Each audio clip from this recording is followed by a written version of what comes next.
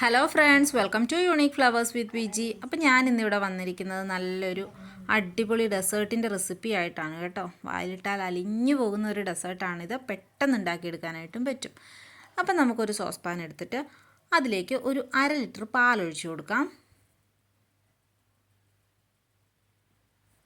ഈ സമയത്ത് നമുക്ക് ഫ്ലെയിം ഒന്നും ഓൺ ചെയ്യേണ്ട ആവശ്യമില്ല.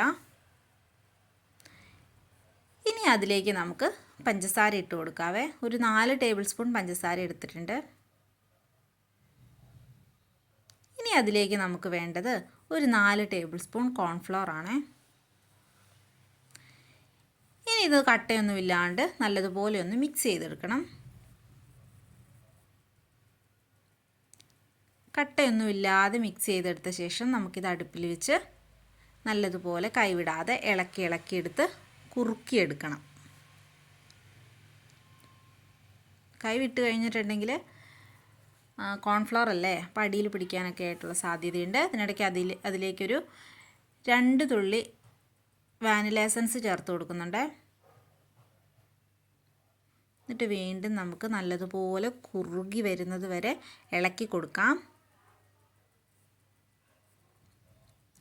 സ്പൂണിൽ നിന്നൊക്കെ വിട്ടു പോകുന്ന ആ ഒരു ഭാഗം വരെ വേണം നമുക്കിത് കുറുകി കിട്ടാൻ വേണ്ടിയിട്ട്.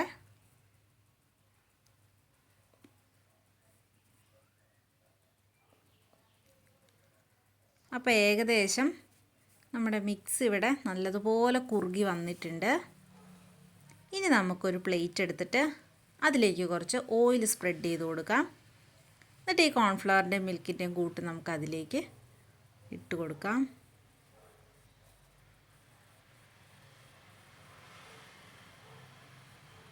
എന്നിട്ട് അത് ആ പാത്രത്തിൻ്റെ എല്ലാ സൈഡിലും സ്പ്രെഡ് ആകുന്ന രീതിയിൽ ഒരു സ്പാച്ചിൽ വെച്ച് നമുക്ക് നല്ലതുപോലെ സ്പ്രെഡ് ചെയ്ത് കൊടുക്കാം.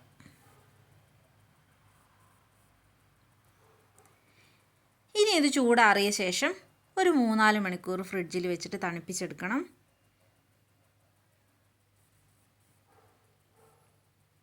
അപ്പോൾ 3-4 മണിക്കൂറിന് ശേഷം നമ്മുടെ ഡെസേർട്ട് ഇവിടെ നല്ല തണുത്ത് നല്ല ഫ്ലഫി ആയിട്ട് വന്നിട്ടുണ്ട്. ഇനി അതിൻ്റെ സൈഡിൽ നിന്നൊക്കെ നമുക്കൊന്ന് വിടുവിച്ചെടുക്കണം. ഒരു നൈഫ് വെച്ചിട്ടൊന്ന് വിടുവിച്ചെടുക്കാം. പെട്ടെന്ന് വിട്ടു വരാൻ വേണ്ടിയിട്ടാണ് കേട്ടോ. ഇനി ഇത് നമുക്ക് വേറൊരു പാത്രത്തിലേക്ക് മാറ്റാം. അപ്പം നല്ല സോഫ്റ്റ് ആയിട്ടുള്ള നമ്മുടെ ഡെസേർട്ട് ഇവിടെ നല്ല പെർഫെക്റ്റ് ആയിട്ട് കിട്ടിയിട്ടുണ്ട്. ഇനി ഇത് നമുക്ക് കട്ട് ചെയ്ത് ചെറിയ ചെറിയ പീസസ് ആയിട്ട് എടുക്കാം. ഇപ്പം എൻ്റെ ചാനൽ ഇതിനിടയ്ക്ക് ആദ്യമായിട്ട് കാണുന്ന ആരെങ്കിലും ഉണ്ടെങ്കിൽ ഒന്ന് സബ്സ്ക്രൈബ് ചെയ്ത് സപ്പോർട്ട് ചെയ്യണേ. ലൈക്ക് ചെയ്യാനും ഷെയർ ചെയ്യാനും ഒന്നും മറക്കല്ലേ. നിങ്ങളുടെ ഫ്രണ്ട്സിനും ഫാമിലിക്കും ഒക്കെ ഇത് ഷെയർ ചെയ്ത് കൊടുക്കണം. അപ്പോൾ നമ്മളിതെല്ലാം കട്ട് ചെയ്തെടുത്തിട്ടുണ്ട് ചെറിയ ചെറിയ പീസായിട്ട്. അത് നോക്കി എന്തൊരു സോഫ്റ്റാണ്. ഇനി ഞാനിവിടെ കുറച്ച് ഹോർലിക്സ് എടുത്തിട്ടുണ്ട്. അതിലേക്ക് ഇതൊന്ന് ടിപ്പ് ചെയ്ത് എടുക്കാം. ഇനി ഇത് ഓപ്ഷണലാണ് കേട്ടോ. ഇത് വേണമെങ്കിൽ മാത്രം ചെയ്താൽ മതി. പിന്നെ ഇതാ കഴിക്കുന്നതിന് തൊട്ട് മുൻപ് ഇങ്ങനെ ചെയ്തിട്ട് സെർവ് ചെയ്താൽ മതിയാകും. നേരത്തെ ഹോർലിക്സിൽ ഇങ്ങനെ പുരട്ടി വെച്ചിട്ടുണ്ടെങ്കിൽ ഹോർലിക്സ് മെൽറ്റായി പോവും. അതുകൊണ്ട് ആ ഒരു കഴിക്കാൻ എടുക്കുന്ന സമയത്ത് മാത്രം ഇങ്ങനെ നമ്മൾ ഹോർലിക്സ് പൊടിയിൽ ഡിപ്പ് ചെയ്തെടുക്കുക. അപ്പോൾ എല്ലാം ഞാനങ്ങനെ നല്ല അടിപൊളിയായിട്ട് ചെയ്തെടുത്തിട്ട് നല്ല ടേസ്റ്റാണ്. ഇതെല്ലാവരും ട്രൈ ചെയ്യും.